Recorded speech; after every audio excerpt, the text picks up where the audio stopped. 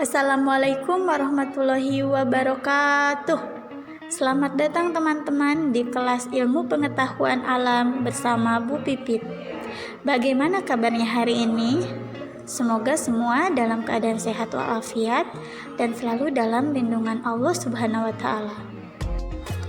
Alhamdulillah ya teman-teman, hari ini Allah masih mentakdirkan kita untuk bisa menuntut ilmu meskipun tidak dengan bertatap muka. Semoga tidak mengurangi semangat teman-teman dalam pembelajaran kali ini. Ikuti seluruh rangkaian kegiatan dari Bu Pipit ya. Semoga dengan menuntaskan seluruh amanah, Allah menjadi ridho, memberikan pemahaman secara utuh kepada teman-teman. Amin ya robbal alamin. Sebelum memulai pembelajaran hari ini, alangkah baiknya teman-teman menyiapkan alat tulis, buku catatan, dan Al-Quran.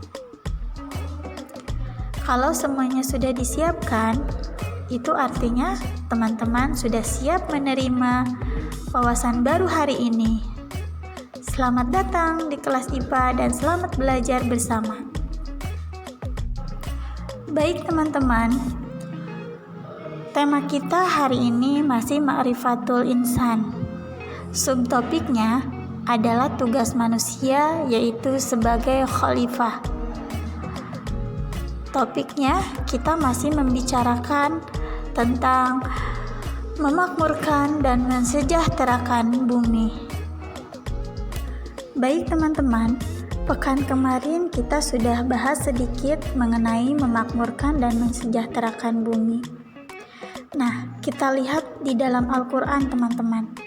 Beberapa surat diberi nama dengan nama hewan, seperti surat Al-Baqarah yang artinya sapi, Al-An'am artinya binatang ternak, Al-Fil artinya gajah, dan Al-Adiyat artinya kuda. Kemudian ada An-Naml yang artinya semut, An-Nahl artinya lebah, Al-Ankabut apa artinya teman-teman? Laba-laba, dan tumbuh-tumbuhan seperti atin, sejenis tumbuh-tumbuhan, dan nama lainnya seperti Al-Hadid yang artinya tambang, Az-Zariyat artinya angin yang menerbangkan sesuatu, An-Najm artinya bintang, Asy-Syams artinya apa teman-teman? Ya, matahari, Al-Lail artinya malam, dan banyak lagi. Nah, ada yang tahu kira-kira kenapa? Kalau kita perhatikan, Allah pasti memiliki maksud dan tujuan. Allah mau kita sebagai manusia menyadari bahwa kita ada hubungan dan terkait dengan bumi yang Allah ciptakan, dan tidak boleh lalai dalam menjalankan kewajiban untuk melestarikan bumi. Bumi tidak boleh dirusak, sebab mereka punya kehidupan juga sebagaimana kita manusia. Dalam Al-Quran dengan tegas disebutkan, yang artinya, dan tiadalah binatang-binatang yang ada di bumi dan burung-burung yang terbang dengan kedua sayapnya, melainkan umat-umat juga seperti kamu. Quran Surat An-Naml ayat 38. Silakan teman-teman dibaca Al-Qurannya. Nah, pada ayat ini Allah menjelaskan bahwa hewan dan tanaman adalah makhluk Allah teman-teman, yang Allah ciptakan seperti kita yang memiliki kehidupan. Maka sudah seharusnya kita saling menjaga dan melestarikan alam teman-teman. Sekarang sudah banyak terjadi kerusakan alam akibat ulah tangan manusia. Salah satu contohnya adalah penebangan hutan liar, yang pada dasarnya hutan adalah paru-paru dunia. Akibatnya udara menjadi kotor karena tidak adanya tumbuhan yang cukup untuk menyerap karbon dioksida yang dikeluarkan oleh kendaraan bermotor yang sekarang malah semakin banyak. Kemudian selain itu, pemburuan hewan sehingga hewan langka semakin banyak. Itu semua mengakibatkan ekosistem tidak seimbang. Seperti halnya kejadian pada saat populasi ular kobra masuk ke dalam perumahan-perumahan warga. Pernah dengar berita itu teman-teman? Itu akibat habitatnya terganggu, teman-teman. Lingkungannya rusak. Nah, jika sudah terjadi seperti ini, siapa yang merugi? Banyak pihak yang akan dirugikan, bukan? Ini semua hanya sebagian contoh kecil dari kerusakan yang terjadi. Silahkan teman-teman pikirkan, kerusakan alam apa lagi yang sudah terjadi akibat dari tidak seimbangnya ekosistem. Nah, Allah menegaskan bagi orang-orang yang beriman dalam firman-Nya yang artinya, dan janganlah kamu membuat kerusakan di muka bumi sesudah Tuhan memperbaikinya. Yang demikian itu lebih baik bagimu jika betul-betul kamu orang-orang yang beriman. Kita sebagai orang yang beriman pastilah harus siap untuk menjaga alam ya teman-teman. Marilah kita buat diri kita jadi khalifah yang memimpin dirinya sendiri untuk melakukan kebaikan demi bumi yang kita tempati ini. Kita pimpin diri kita untuk menjadi manusia yang memberikan manfaat bagi lingkungannya. Bagaimana caranya? Salah satu caranya teman-teman bisa melakukan reboisasi. Ada yang tahu itu reboisasi apa?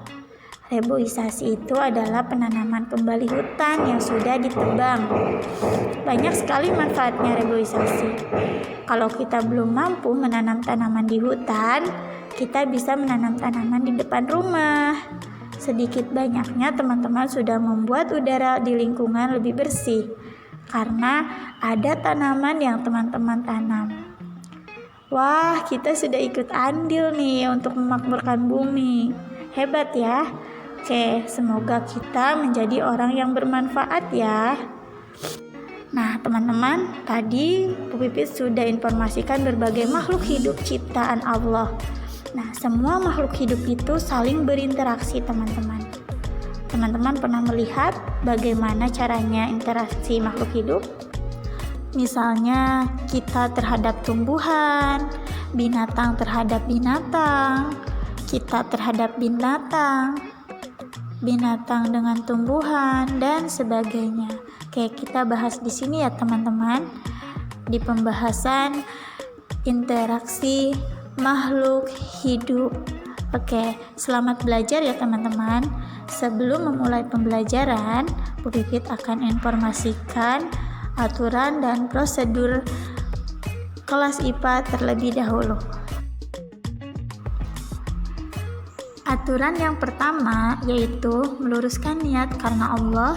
Yang kedua, fokus mengikuti seluruh rangkaian kegiatan. 3. Bersungguh-sungguh dalam melaksanakan kegiatan. Dan yang terakhir adalah menuntaskan seluruh kegiatan secara berurutan. Adapun prosedurnya yaitu yang pertama, teman-teman membuka dan menyimak video PPT yang sudah Bu Pipit siapkan di bagian pendahuluan. Yang kedua, membaca materi pada modul yang Bu Pipit siapkan di kegiatan inti. Yang ketiga, teman-teman silahkan menyimak video yang disiapkan pada kegiatan inti untuk menambah pengetahuan.